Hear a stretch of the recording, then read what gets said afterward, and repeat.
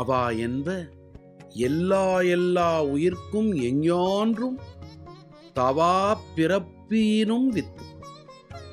இதன் பொருள், அனைத்து உயிர்களுக்கும் யாண்டும் தொடர்கின்ற பிறவித் துன்பத்திற்கு காரணம் ஆசையே என்று அறிஞர் பகர்வர்.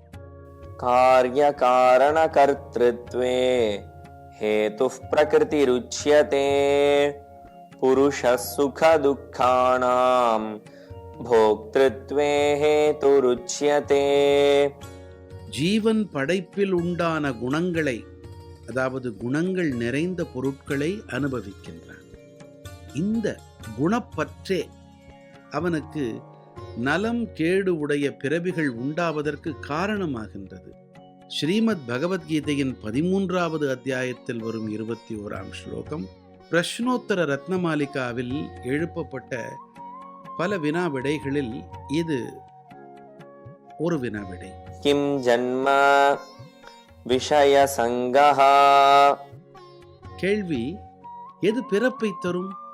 பதில்: விஷயங்களில் பற்றுதல்.